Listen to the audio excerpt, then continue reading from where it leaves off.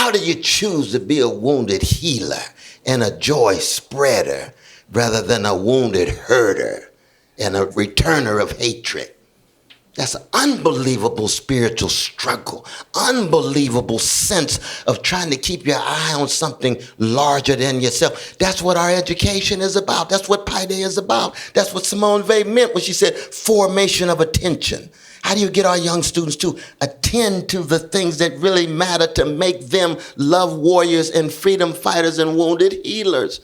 How do we cultivate critical sensibility and undergo a maturation of a compassionate soul? All simultaneously. That's bona fide paideia right there. You get the right formation of attention, the right cultivation of critical sensibilities, and the right maturation of a compassionate and loving soul. You've got some exemplars. Hey everyone, you are listening to a very special episode of Sacred and Profane Love, which was recorded in front of a live audience in Annapolis, Maryland, as part of the Classic Learning Test's 3rd Annual Higher Education Summit, where scholars and educators gathered for several days to discuss how tradition is not the worship of ashes, but the preservation of fire. If you are a new listener, Sacred and Profane Love is a podcast in which philosophers, theologians, and literary critics discuss how literature can help us think more deeply about love, happiness, and meaning in human life. I am your host, Jennifer Frey. I am an associate professor of philosophy at the University of South Carolina and a proud fellow of the Institute for Human Ecology at the Catholic University of America. You can follow me on social media. I'm on Twitter at Jen Frey and on Instagram at Professoressa Frey. You can also follow the podcast on Twitter, where our handle is at EudaimoniaPod. In this episode, I speak with one of the greatest intellectuals of our time and fierce advocate for the traditional liberal arts, Dr. Cornel West. Professor West and I discuss James Baldwin's collection of essays, The Fire Next Time, and also his debut novel, Go Tell It on the Mountain. I hope you enjoy our conversation. All right, good evening again. I am so excited for this next part, a podcast I love. There's actually only 2 podcasts. Spencer Clavin, where are you at? He may be out here right now. 2 podcasts I listen to on a regular basis, which is Young Heretics, because you got to listen to Young Heretics, Spencer Clavin, and then Sacred and Profane Love, which is the podcast that Jen Frey hosts. Awesome, top 1% globally podcast. And then, really, truly, America's top public intellectual, the one and only Dr. Cornel West. So this is going to be an amazing, amazing conversation. Thank you both so much for being here. Thank you both so much for believing in CLT as well and putting your names behind what we're doing here. Dr. Frey, I will turn it over to you. Okay, thank you very much. Well, welcome everyone to a very special episode of Sacred and Profane Love. The title of this episode is James Baldwin is Bringing the Fire, in light of our theme for this gathering. And for my listeners, we are at the Classical Learning Test Higher Education Summit. So we've been talking about higher education, and I run this podcast. I am not a professional podcaster. I'm a philosopher, a professor. So why do I do this podcast? Well, I like having these kinds of conversations. So it's selfish in a way. These are the kinds of conversations that give me joy. But I really wanted to model intellectual friendship and intellectual joy for students. Because I think when we talk about why you should study the liberal arts, we give all the wrong arguments, or we tend to give all the wrong arguments. I mean, for me, it makes me really happy. These kinds of conversations bring me a kind of really deep happiness, and intellectual friendship brings me a really deep happiness. And so I am beyond thrilled to be having a conversation this evening with Dr. Cornel West about James Baldwin. Welcome to the podcast. Well, I want to begin by saluting you. Let us salute Professor Jennifer Frey. Wonderful work that she does, University of South Carolina and University of Chicago, and the backdrop, University of Pittsburgh, and trying to bring together the relation between both the existential, the spiritual, but the intellectual at the center, and with that sense of joy. And that joy is a hard thing to find among professional managerial class. It is. But we do want to salute Brother Jeremy Tate. I mean, he's one of a kind. He's one of a kind. Let's give it up for Brother Jeremy Tate. He's got such a magnificent spirit in what he's doing with the classical. But thank you so much for having me. Yeah, well, it's truly my pleasure. So we are going to be talking about James Baldwin. Specifically, we're going to be talking about The Fire Next Time, which was a collection of 2 essays, and then his first novel, which is Go Tell It on the Mountain, which I think is a masterpiece, but I'm very interested in what you think about it. Now, I first read James Baldwin in high school, and it basically blew my mind because I'd never encountered writing like that. And it really had a profound impact on me. And one of the first fruits of reading James Baldwin was that I realized I really need to read the Bible because it was such biblical writing. Absolutely. But it was also like really cool. And I thought those were probably totally incompatible. So I just admired him so much as a writer. And coming back to him now, obviously much older now, we won't talk about how much older, but the thing that really strikes me about him now is how he's kind of struggling to navigate the different pressures between the pressures and demands of art on the one hand and activism, politics on the other. But I just want to invite you to say, when you first encountered him, what it was like, what it's meant to you in your career. Yeah, well, James Baldwin's one of those figures who not just radically unsettle you, but he can turn your world upside down. I began responding to Baldwin with a critique, if not an indictment, because when I first read Baldwin, he would say over and over again, I didn't find love in the church. That's right.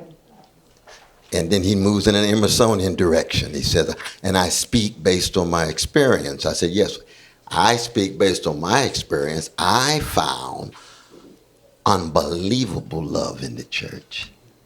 And so I knew that he and I, both on the chocolate side of town, black church tradition, were still looking at the world in part through different lenses. Very different lens. Now, we know James Baldwin's favorite American novelist was a genius named Henry James. Henry James wrote a letter to a near genius named Robert Louis Stevenson, January 12, 1901. And he said, no theory is kind to us that cheats us of seeing. No theory is kind to us that cheats us of seeing. And as a kind of literary disciple of Henry James, Baldwin's going to be true to his experience, or I have to allow the lens through which he views the world to unsettle my world, so that the love that I received in the West family, Irene and Clifton and Cynthia and Cheryl and Clifton and Shiloh Baptist Church and Reverend Willie P. Cook and Sarah Ray, my vacation Bible school teacher, and Deacon Hinton, those were love warriors. I said, Brother Baldwin missed out. I feel so sad for him. And now I've got to learn. I've got to humble myself. And see, and he then lays bare this hatred, this envy, this resentment that he picked up in Harlem in that Pentecostal church. And I have to say to myself, lo and behold, like any other group of human beings, like any other tradition, any other community, any other heritage, there's a variety of different lenses through which people view the world. All notions of homogeneity are pushed out.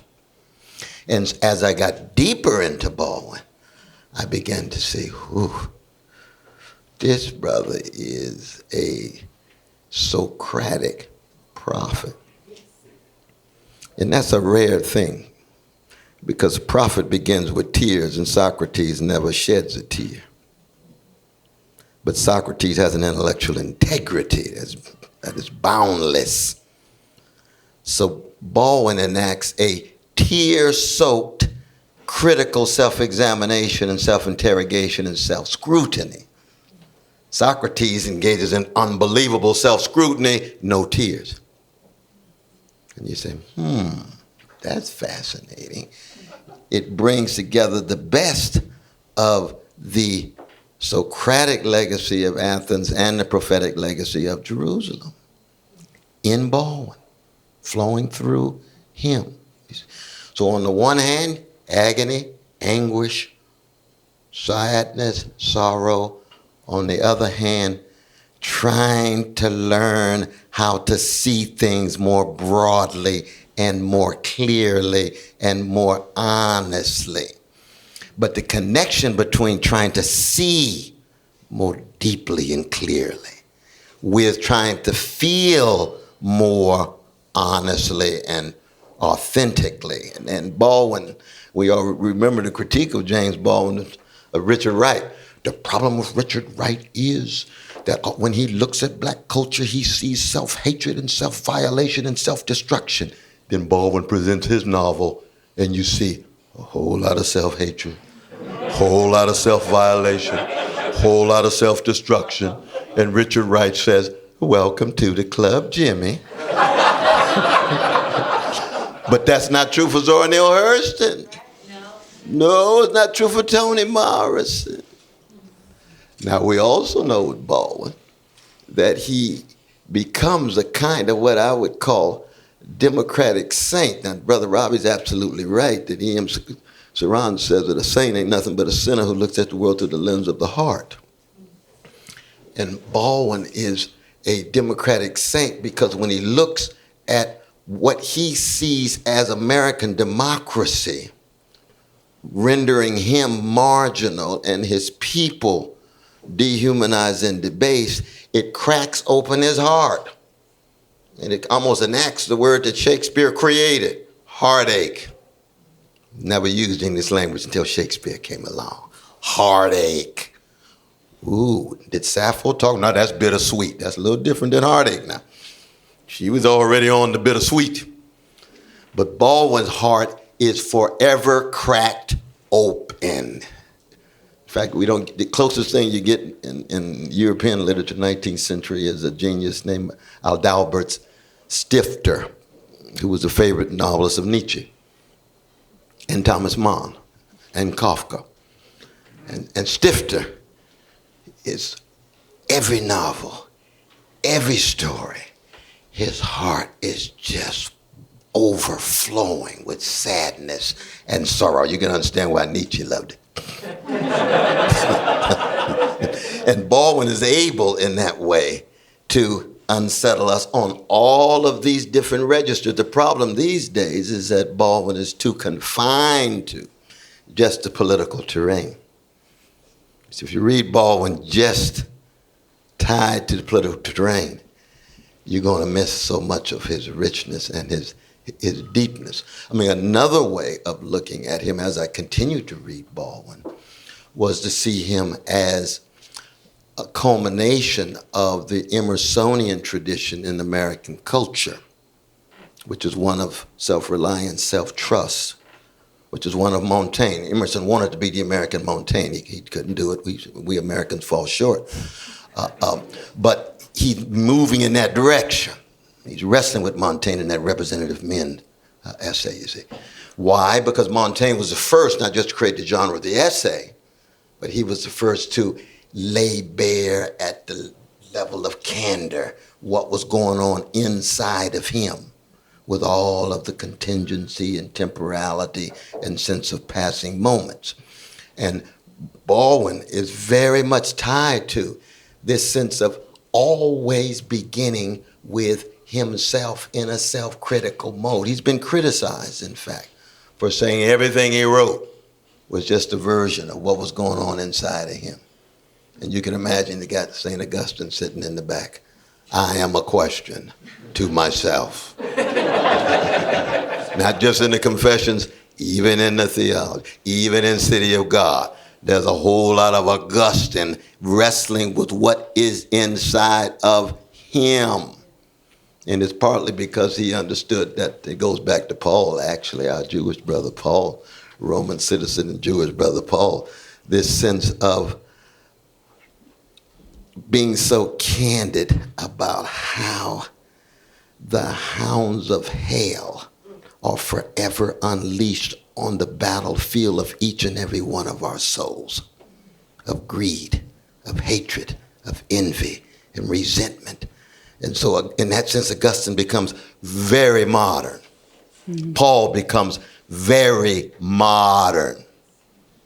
And all the modernist fetishizing of subjectivity needs to be called into question and say, well, just read some epistles by this particular Jewish brother tied to a Palestinian Jewish brother who means the world to many of us.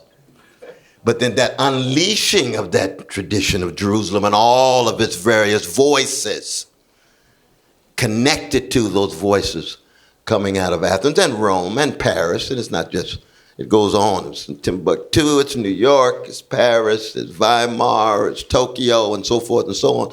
But the dominant orientation of a Baldwin is so rooted in what has been lacking in American culture for the last 100 years or so, which is genuine biblical literacy. Right. Yeah. I mean, he's a very spiritual writer. Absolutely. And you really, and this was something that struck me. I was raised a nun, so I was raised without religion. Nun and N-O-N-E, as in no religion. That's I missed that. That's a demographic term. I missed that. I heard N-U-N. He said no religion. I said, this is complicated. This is complicated. No, I'm just very Gen X. So anyway, and it just struck me right away. I mean, all of the metaphors and all of the language, but not just the Bible, but also the language from the Black spirituals. I mean, there's something very musical about his writing that really just hits you. It's very powerful. And he's also a spiritual writer in that he struggles so much with spiritual issues of, the human person and what is the sense and meaning of our life. What is freedom? What's the relationship between knowledge and freedom? I mean, it seems to me, but obviously I want to know what you think, but it seems to me that, for Baldwin, the main goal was truth. And the master virtue was honesty and maybe courage, fortitude. He always talks about endurance and just this need to tell the truth, because without the truth, we can never be free. Well, I think you're absolutely right. Remember, he begins his first collection of essays, I want to be an honest man. And he drops the mic. Then he adds, I want to be a writer. Then he adds, and I want to endure like Hemingway. Well, that was, back in the 50s. We know Hemingway's not T.S. Eliot, so Hemingway's no James Joyce. Let's just be honest about that. We love you, Ernest. But in those days, that was the highest exemplar, you see. But there's a wonderful moment in the great Rabbi Heschel's last book that he finished right before he died, called A Passion for Truth. And it's very much on Baal Shem Tov and on the Kutzker, the skeptic who went off in a cave for 20 years because he gave up on humanity in many ways. But he ends the book with the next to last essay that Kierkegaard writes on why he's upset that honesty was never named a virtue in Christian life. Because honesty is not the same as faith and hope and love. It just isn't. And for Baldwin, again, he's running back and forth between this rich prophetic legacy of Jerusalem and Socratic legacy of Athens with his modern interlocutors, especially Henry James and Hemingway. Every once in a while, little Andre Gide. But honesty is something that he gets through his own existential struggle of wrestling with the bombardment of hatred coming at him. In the broader sense, he comes from a people who have been so chronically hated for 400 years. That's what the vicious legacy of white supremacy is. And it's manifest in his father. We know both from the novel and his own life. The stepfather, David. Yeah, that Telling was him he's it. ugly every day with his eyes and his skin color and so forth and so on. And Baldwin has to find something to fall back on. And what he falls back on is the deep sense of piety, not religious piety. After he leaves the church, he's still deeply tied to piety, because piety is fundamentally about remembrance, reverence, and resilience. And you can be secular. John Dewey talks about natural piety. Sadhyananda talks about natural piety. The sources of good in your existence from your mama's womb to tomb. That's remembrance. That's reverence to something bigger than your ego. That allows you to be resilient in the face of a whole host of forms of bombardment, like those hounds of hell, greed, hatred, envy, resentment coming at us every day as human beings in a variety of different sources. And Baldwin's honest, candid wrestling with himself. And in that sense, it actually cuts deeper than Socrates, because you don't really find out too much about Socrates' relation to Xanthippe or his sons, or why when she's crying, he pushes her out of the room. Oh, do these tears frighten you, Socrates? I thought you were courageous. Maybe you never really loved somebody. You never shed a tear. We won't go into that right now. But for Baldwin, he wants to hold on to the best of Socrates, and then he wants to out-Socratize Socrates. He wants to criticize Socrates and say, when I turn to Hebrew scripture, I see tears. Something deeper is going on there with these oppressed people who make a covenant with a God that tells them that for you to really be true to me, you have to spread hesed. You have to spread some steadfast love and loving kindness to the orphan and widow and the godless and the fatherless and the motherless. You're going to have to learn how to open yourself and be candid with yourself. You're going to have to understand your own inadequacies, the humility that Brother Robbie was talking about, and be openness to something called grace that Augustine would make so much of. Now, we Protestants, of course, push it pretty far with Karl Barth and Bonhoeffer and others, so the grace becomes such a capital G that it tends to cast a shadow on everything. And we have to be, I think, a bit critical of that as well. But the honesty that you get in Baldwin, when he says over and over again, mirrors lied to us. Mm-hmm. Mirrors lied to us. There's a taint of mortality in lies. That's one of his favorite lines that he gets from Joseph Conrad's Heart of Darkness of 1899. He starts off that second essay invoking Kipling. You remember? Mm-hmm. White Man's Burden, that appeared in 1899, the same year as Joseph Conrad's Heart of Darkness in the New York Sun newspaper. And then he shifts directly to Down by the Cross. Yeah. Down by the cross. Back to the biblical literacy that you talked about. And what does that cross really mean for him? So when I teach Baldwin, when he talks, beginning with down by the cross, I start with Johannes Sebastian Bach's St. Matthew's Passion of 1727. You see, the Lament of the Women. What that cross is really about in terms of not just suffering, because suffering can be so easily fetishized these days and commodified, but its connection to rejection, shame, humiliation, and then the possibility of bounce back. So it's a stage in the passion. And Bach, being the good Lutheran that he was, but of course his genius can't be reducible just to his Lutheranism, means then, oh, there's Baldwin now. Were you there when they crucified my Lord? Listen to Mahalia Jackson sing that song and see how it resonates with Bach's St. Matthew's Passion. I'm not talking about St. John, because that's got that ugly anti-Jewish hatred shot too much in it that needs to be radically called into question. But when he gets 3 years later to Matthew, Bach's got something profound happening in terms of what that cross, down by the cross. Come with me.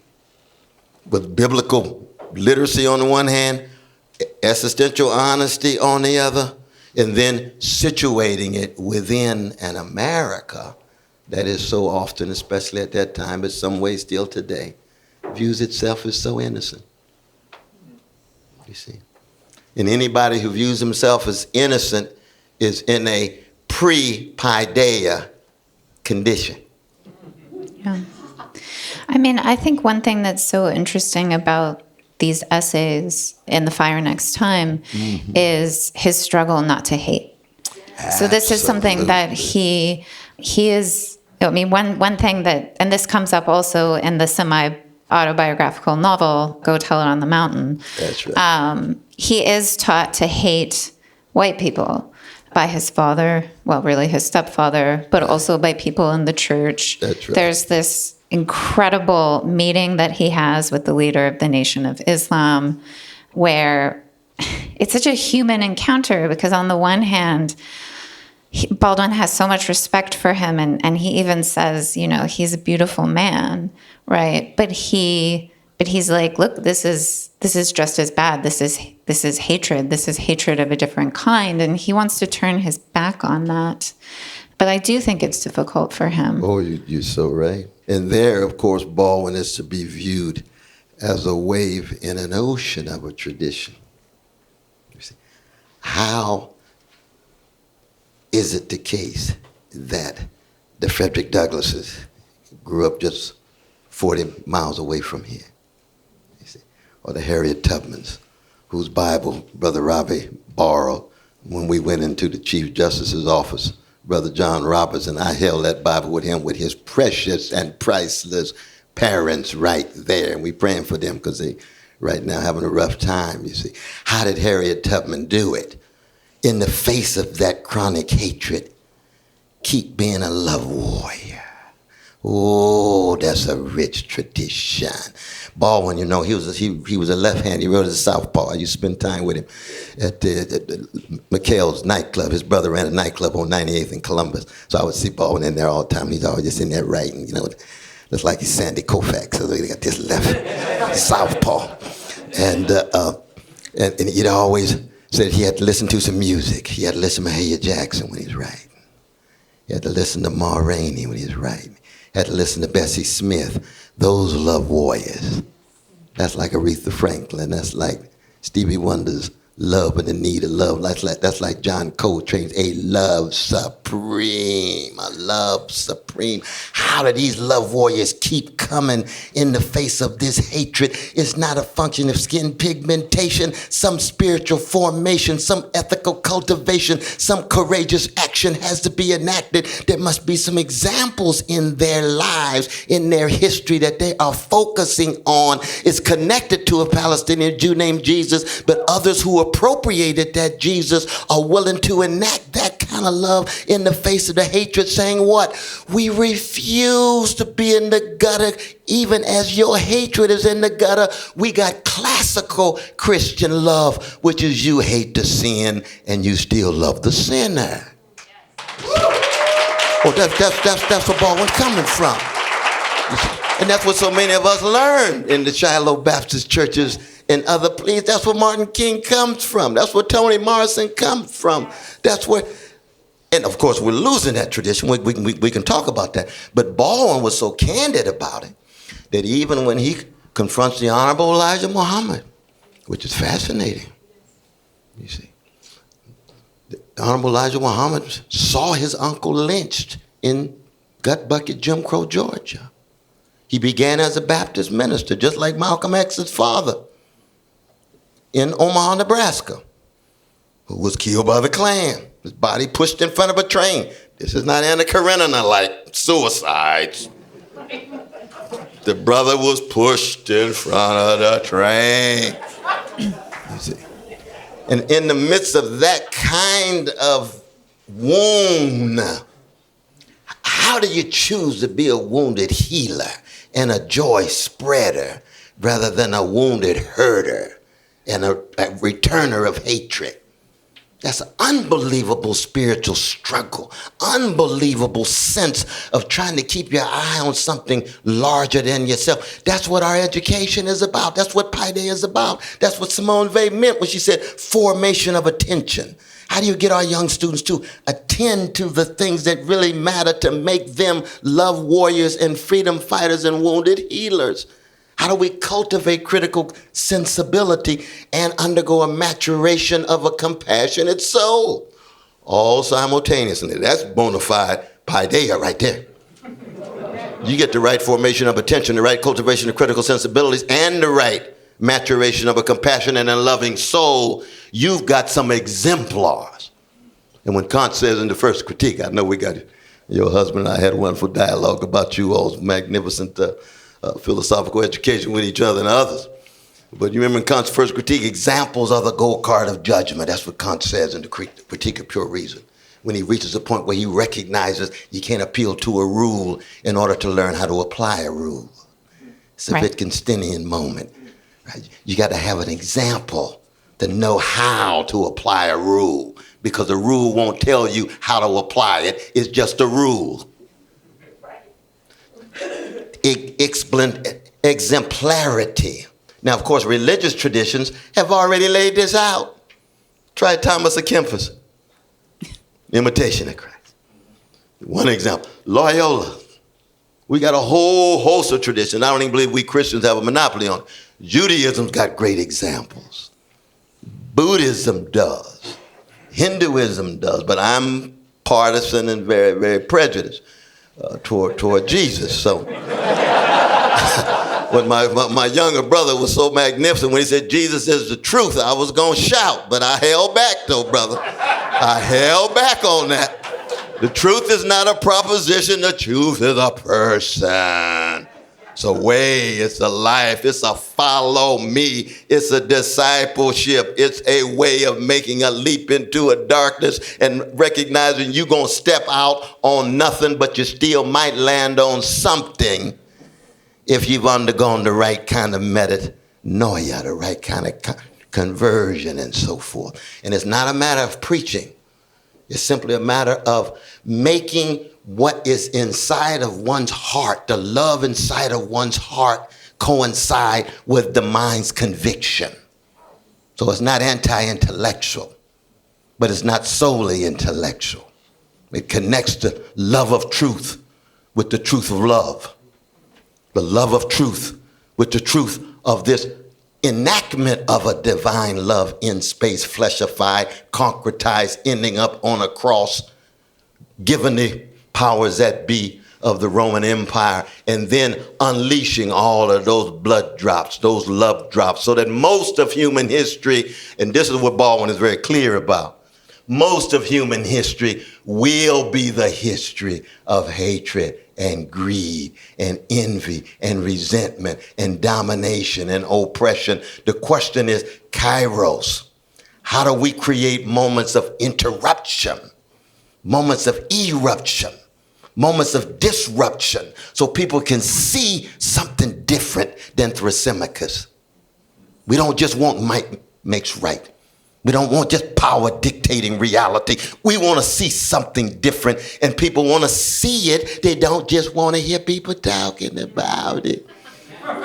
Oh, yes, because the Sophist and the Thrasymachus, they could talk a good game. But people want to see it in one's life in terms of that formation of attention. What does it really mean to be a person of paideia, who exercises the parrhesia of fearless and unintimidated speech, of bearing witness, and then having the phronesis, the practical wisdom to be able to negotiate and navigate with one's eyes on a kingdom. And what we learn in Shiloh Baptist Church is if the kingdom of God is within you, then everywhere you go, you ought to leave a little heaven behind.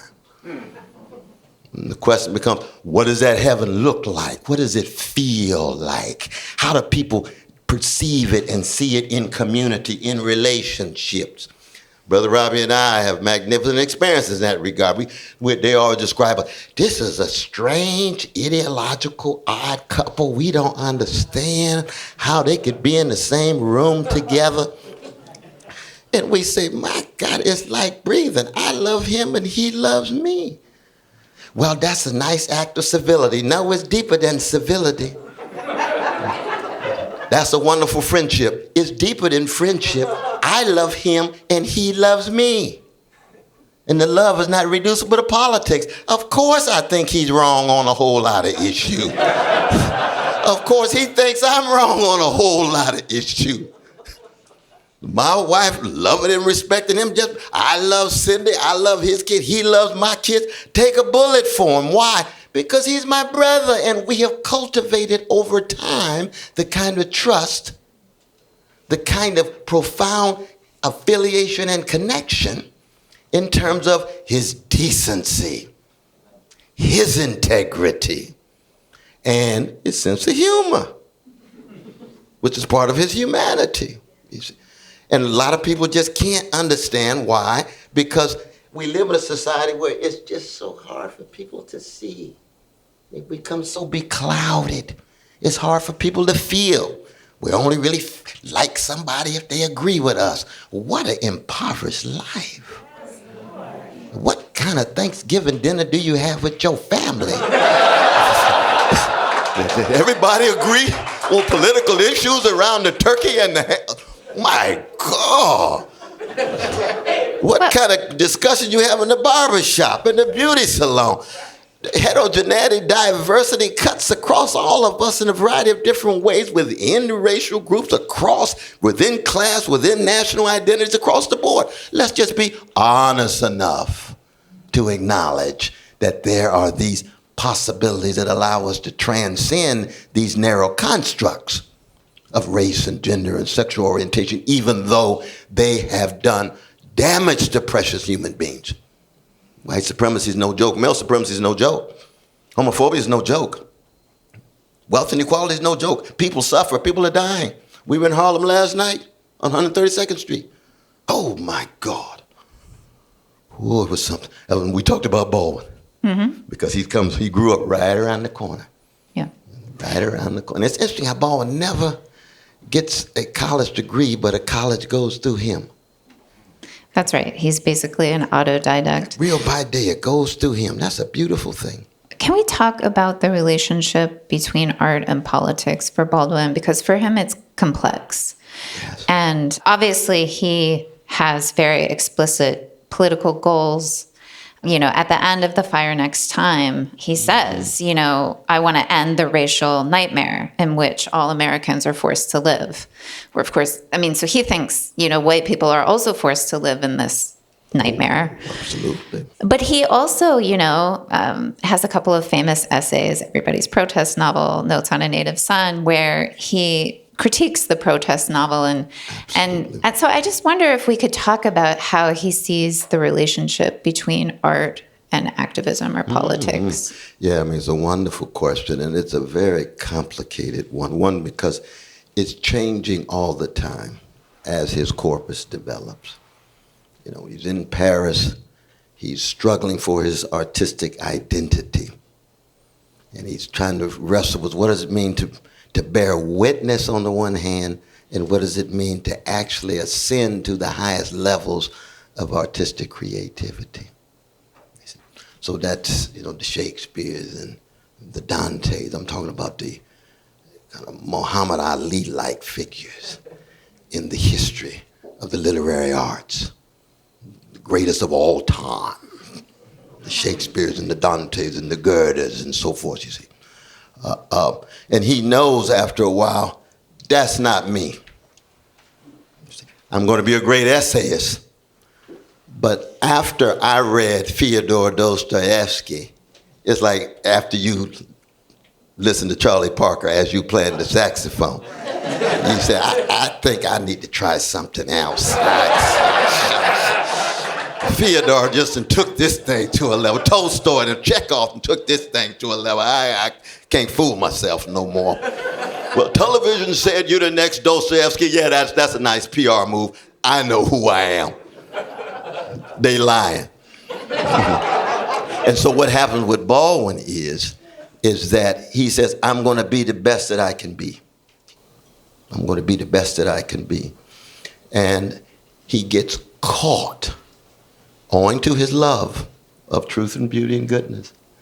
But he gets caught in the whirlwinds of courageous human beings, fellow citizens, disproportionately black, but not exclusively black, trying to break the back of American apartheid, legalize Jim Crow. And he says, I'm going back to the belly of the beast. I'm going back to the South. And going back to the South, he gives us so many novels. We've got so many different papers of novels he couldn't finish because he went back into the South. And of course, going back in the South meant what? Willing to give up your life. He was ready to die. You see? And it connects to the interview with Honorable Elijah Muhammad, because remember what he said? He said, I looked in Honorable Elijah Muhammad's face and I wondered what he would sound like if he sang the blues. Because he could see Elijah Muhammad's honesty. He didn't say a word he didn't mean. He mean what he said, and he said what he meant. That's where Malcolm X came from, too. He'll change his mind, but he's not going to be posing and posturing. He's not going to be just putting on the mask and using it as a way of weaponizing their careers and so forth. He's going to be honest, or what Ashford and Simpson call the real thing. This is where we are. This is where I am. Honorable Elijah Muhammad could change, as Malcolm would change, as would Baldwin. But Baldwin says, I like that sense of honesty. Can I be that? Yeah, well, I mean, I think just to pick up on that, I mean, I think his main critique of the protest novel, so like his, the archetype of the protest novel is Uncle Tom's Cabin, is that it's untruthful because it was written explicitly with a political aim, right? So the aim wasn't to reveal truth about the human person, the human condition, but to convince people of something, namely that slavery is horrible. Right. Which to Baldwin is like, well, I mean, that's just obvious. You don't. But he thought that, in order to write a novel to that end, you basically had black characters who were caricatures, right? Who weren't real people. That's right. With real faults and problems. And I think he just thought that was horrible. It was like a sin against art. Yeah, but I think he went too far with that, though. Why? Because our world is, big enough for a whole lot of different kind of people. Lawrence Welk has a role to play. Bubbles and all. Bubbles and all. He don't have to be Arnold Stromberg, See, part of what Baldwin was saying was he was creating a space for himself as a writer against a superego, against a father, against a mentor, Richard Wright. And you read Native Son, nobody can say that Richard Wright was not in some sense telling the truth. Bigger Thomas does have certain truths. The problem was, and this is where Baldwin was right, that he blurs into a stereotype in order to be used as a weapon against the sleepwalking of the large numbers of vanilla brothers and sisters. Well, that's called protest literature. There's a role for that. That's not Dante, that's not Shakespeare, that's not Flaubert, but there's a role for that. It's called polemics. And so we got to be more jazz-like and say, there's a lot of different kind of people out there playing different kind of roles and functions. And sometimes you need some of these protest folk who are not going to render the richest humanity of a figure because that figure is being used for a larger polemical end and aim. Mm-hmm. And of course, Baldwin himself would end up writing some protest literature too, with just like the self-hatred and self-violation and self-destruction. Oh, here it comes again. Welcome to the club of humanity, brother. Welcome to. But why is that also important? And this is where I think your point is a profound one. That sentimentality is a form of blindness that doesn't allow us to see the depth and scope of our humanity. Oscar Wilde used to say the sentimentalist is just the flip side of the cynic. You scratch a sentimentalist and you get a cynic. Because sentimentalism is the notion that you can have an emotion without paying for it. See, that's Oscar Wilde in the prison, our gay brother. You see, it's the notion that you can have passions that are not honest in the end all the way down. And that's where your point about, this sense of the stereotype getting in the way of the richer humanity. I think you and Baldwin are right, but there is a role to play. I mean, I think one of the things about following Jesus is recognizing that everybody doesn't have the same calling, the same vocation, the same gifts, the same disposition, the same orientation. Everybody's who they are and not somebody else. And given our uniqueness and given our singularity and given our distinctive gifts, we all can make different kinds of contributions on a lot of different registers, really. And what happens to Baldwin, of course, is that when his, best friends end up shot down, Medgar and Malcolm and Martin and the 4 girls, he becomes a different person. He really does. When you read No Name in the Streets in 1972, it's a different Baldwin than Fire Next Time. Mm-hmm. And that's true for all of us, right? Catastrophe's on its way to our house. When your mama dies, you're not the same person after. Yeah. When your loved one dies, you're not the same person. You're tested. You can come out stronger, you can come out weaker, but you are who you are. And that's what life is about. That's what it is to be in what Samuel Beckett called the mess, or what I call the funk, which is just being in space and time. We are temporal beings in history who face mortality, who will be tested at various moments in our journey. And at various moments in that journey, Baldwin can say X. Another moment, he can say Y. Baldwin tried to commit suicide 4 times. 4 times. People don't like to talk about that. That's the Jimmy Baldwin we love. That's a certain kind of honesty, too. You see, that's probably what me and Robbie say when our students come into our class, and we tell them, you have come in this class to learn how to die, not to commit suicide, but to learn how to die. Because when you interrogate your assumptions and presuppositions and dogma that you bring in here, some of them are going to die for you to emerge stronger, seeing more broadly, feeling more deeply, being more humble, able to straighten your back out and engage in courageous action. And those are the seeds that we plant. And you all, of course, are all living examples of the seeds you plant. And then you see those precious folk year after year after year after year. Oh my, we just saw one with the young brother there with his bow tie looking so sharp and brilliant. Oh my God, what did he sound like 4 years ago? We can imagine. You don't have to tell us, brother. We don't have to tell us. And look at him now. What is he going to sound like 4 years from now?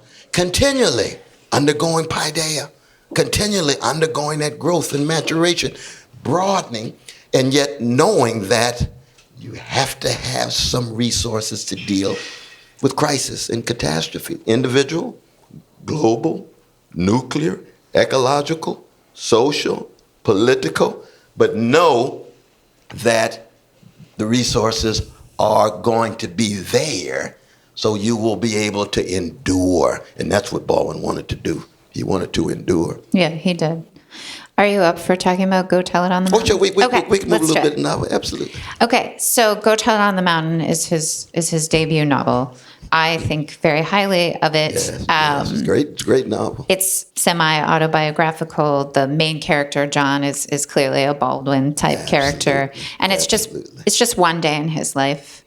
And what happens to John is that he is saved on the threshing floor. Threshing floor. And throughout the novel, it's a modernist novel, so it goes back and forth through time and different narratives, and but it's bookended with John. It starts with John, and then it's John's father and his aunt and his mother, and then it comes back to John at the end.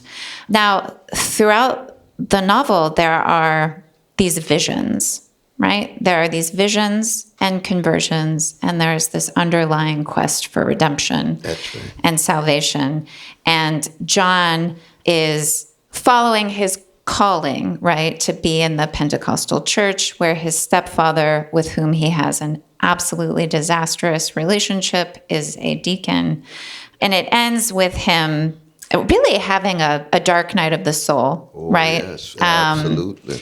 And at the end of it, he comes out of it and he says, I've been saved from the darkness, and now I'm in the light. I've been saved. And we're sort of meant to believe that this is the beginning of his ministry in the Pentecostal church. But does John really believe it? I mean, that's really my question about this novel for you. Does John really believe it? Are we as readers meant to take his vision and his conversion to be real? Well, a lot of critics spent a lot of ink on that deep question. It's a good one. See, I agree with you in this sense, and you tell me what your take is. I think it's a profoundly Augustinian novel, so that even as the move toward conversion on that threshing floor at the end, with all of the flashbacks, and you see what resources are available, what resources he views as insufficient, you see, that in the end, the conversion, in a certain sense, is just another beginning of the story, given the persistence of an old self that can never be completely extricated, you see. And the question will be, can that John Grimes, with Elijah, because he's wrestling with his gay identity and homosexuality and so forth, in relation with Elijah, and in Baldwin's own life, two fundamental persons who are missing in the novel. One was a white sister named Beale, Mrs. Miller, who was his teacher, right, who would take him to the museums, take him to the Broadway to see the Rodgers and Hammersteins. Unfortunately, he didn't get a chance to see the Genius of Sondheim as a youth. That probably helped things out a lot. But he saw the early wave of American theater. It's not too deep and rich until Sondheim gets in there and turns it upside down. But it takes him to the plays of Shakespeare and Tennessee Williams and Arthur Miller and Lorraine Hansberry. Of course, he and Lorraine are so close, very, very close. And so that becomes one of the things he falls back on. The other is Buford Delaney, who becomes his godfather, who was a great artist who lived in the village, was a great painter. And so those resources aren't available in the novel, that Baldwin himself will fall back on to sustain him, you see. So you wonder whether John's conversion is an actual one or not. Right. Whether it's enough to sustain us. We've all seen folk who, get very full of a certain kind of fire for a little while and then run out of gas quickly. I tell that to my young brothers and sisters of all colors these days who talk about they woke. I say, you stay woke, you're going to suffer from insomnia. You need phronesis. You need some practical wisdom. You need fortitude. Take a nap. Go to sleep. Time it. You got to be a marathoner in the life of love and justice. You just can't stay woke all the time. Yeah. Literally or metaphorically. That's already a sign of a certain market conception of the world, a commodified mode of being in the world where you got something. You say, hey, this is not some possession. Nobody possesses truth. You're in quest of truth. You're humble in the face of truth. When you fall in love, you think you got love. You got your love part of me. And I hit to fall in love. I don't got what we like the song "I Got You, Babe" by Sonny and Cher.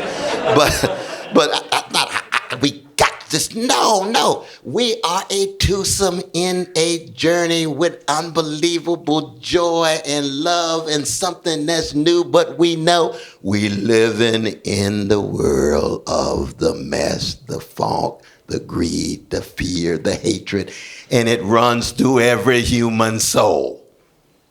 Every person across the board, you see. And Baldwin himself, I think, it begins to recognize that already he writes this in his 20s now. This is 1953. Yeah. He's born in 24. He's just 29 years old when it comes out. Yeah. Absolutely. I want to read you, I want to read to everyone the final vision that John has. One, it gives you a sense of Baldwin as a writer and just how incredible his writing is, but also I want to struggle with what his vision means. So this is his vision when he leaves the church after he's been saved. He would weep again, his heart insisted, for now his weeping had begun. He would rage again, said the shifting air, for the lions of rage had been unloosed. He would be in darkness again, in fire again, now that he had seen the fire and the darkness. He was free. Whom the Son sets free is free indeed. He only had to stand fast in his liberty. He was in battle no longer, this unfolding Lord's Day with this avenue, these houses, the sleeping, staring, shouting people, but he had entered into battle with Jacob's angel, with the princes and the powers of the air, and he was filled with a joy unspeakable, whose roots, though he would not trace them on this new day of his life, were nourished by the wellspring of a despair not yet discovered. The joy of the Lord is the strength of his people. Where joy was, their strength followed. Where strength was, sorrow came. Forever? Forever and forever, said the arm of Elijah, heavy on his shoulder. And John tried to see through the morning wall, to stare past the bitter houses, to tear the 1,000 gray veils of the sky away, and look into the heart, that monstrous heart which beat forever, turning the astounded universe, commanding the stars to flee away before the sun's red sandal, bidding the moon to wax and wane and disappear and come again, with a silver net holding back the sea, and out of mysteries abysmal recreating each day the earth.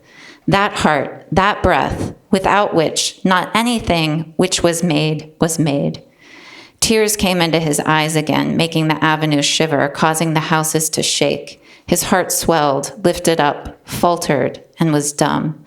Out of joy, strength came, strength that was fashioned to bear sorrow. Sorrow brought forth joy. Forever? This was Ezekiel's wheel, in the middle of the burning air forever. And the little wheel ran by faith, and the big wheel ran by the grace of God. Yeah, that's our brother. Tormented, tortured, beautiful, full of rage. In many ways, speaking for all of us, I just think that it's hard to be convinced that that particular John is going to be equipped enough. You know what I mean? Shakespeare says ripeness is all. Nobody's born ripe. And the question becomes, at what point do we come ripe enough that we can endure with the level of arete, of spiritual and moral excellence and greatness that we're aspiring to? Not so much as an ideal. I think that's much more of a secular discourse. Jesus is not about ideals. The kingdom of God is not an ideal. It's a force and a reality that intervenes, realized, and enacted over against the hounds of hell. So in that sense, it's always already existential. It's Kierkegaardian. I know Brother Soren is probably here somewhere. And there he is. He's named after the great Soren Kierkegaard. You see, he already got a jump start in life. No, indeed. But Baldwin is taking us to that zone. That's existential. That's not content ideals or regulative ideals and principles and abstractions and so forth, you see. But at the same time, I'm just not convinced, really. When I read that, it reminded me of the the other great Christian poet in the English language of the 19th century. We had Hopkins. I think he's probably the greatest Christian poet. But it's Elizabeth Barrett Browning. Mm-hmm. It's no accident that Du Bois and Souls of Black Folk refers to her twice in the epigraphs. She's the only author who's referred twice because of her father's 10,000 acres in Jamaica, making money on the slave trade, and she becomes a leader in the abolitionist movement. But she used to say, as a writer and as a person, I want to give people the sense of the saturation of Christ's blood in my soul so that when I write, they can hear my cry in response to the sphinx of the ceaseless wailing of humanity, to transform agony into what Dostoevsky calls the joy, that sorrowful transformation into joy that you get in Brothers Karamazov. And Flannery O'Connor is one of the few Americans who understood that. Toni Morrison is one of the few, both of them Catholic. So much for we Protestants. Catholics don't have monopoly either, but it's no accident that both of them are wrestling with that incarnationalist conception of the world, that sacramentalist conception of human existence, you see. And to have that blood saturating and then manifest in a cry of heart, mind, soul in response to the ceaseless wailing, the tears that never stop that Beckett talks about in Waiting for Godot. The overflow of tears, every generation never stops, ceaseless suffering, and yet not allow that to have the last word. See, that's Elizabeth Barrett Browning, wrestling with all of the disease every moment of her life and stealing away with Brother Robert to go to Italy, giving up everything. You see, that to me is a stronger armament, put it that way, than what I see in John. Mm-hmm. And it's ironic because the best of black culture has more armament than what you see in John. That's where Fannie Lou Hamer comes from, you see.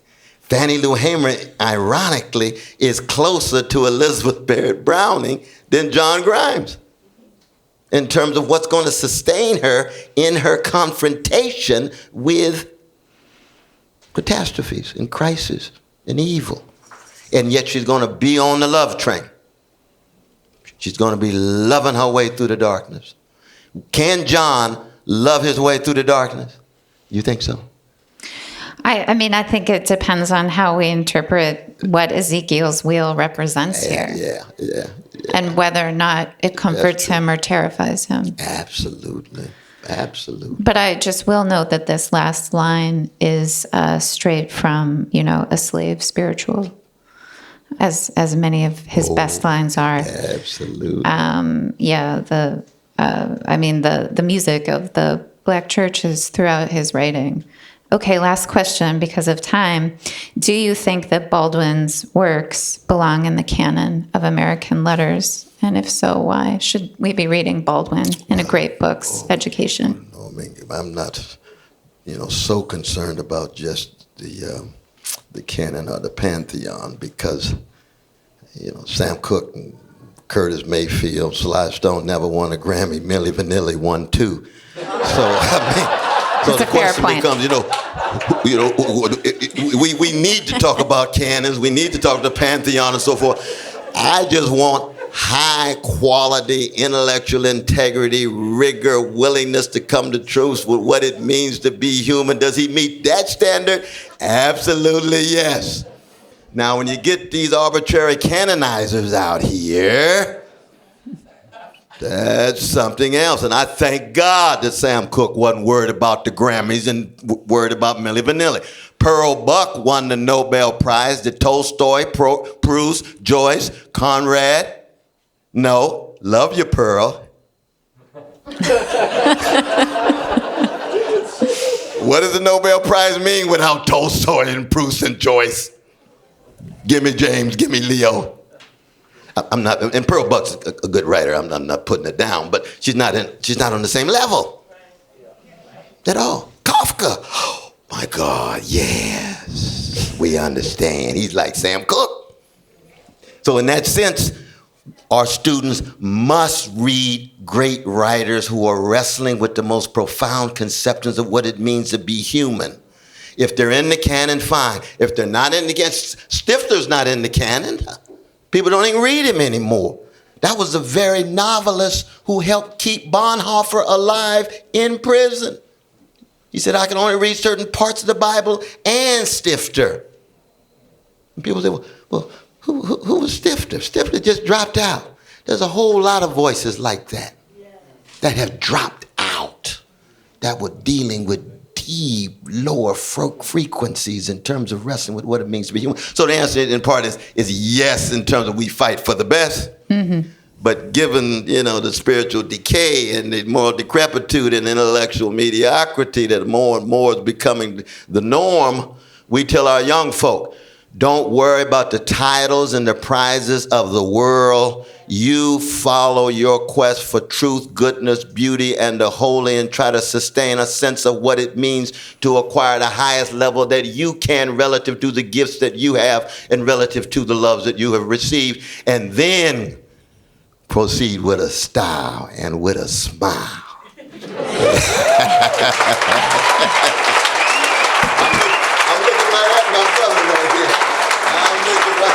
I'm looking right at my brother right here.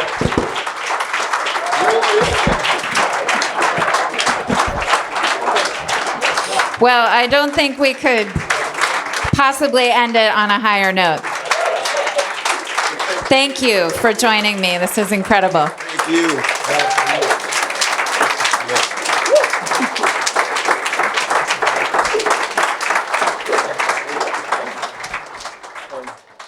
You have been listening to Sacred and Profane Love, a philosophy and theology podcast that is generously underwritten by the Institute of Human Ecology at the Catholic University of America and produced by Catholics for Hire, a group of young Catholic digital content freelancers. If you enjoy this podcast, please consider supporting us on Patreon. You can just go to www.patreon.com/eudaimoniapod to become a monthly patron. For our next episode, I'll be joined by Professor Fritz Bauerschmidt to discuss Graham Greene's The Heart of the Matter. Until then, friends, be well and keep reading.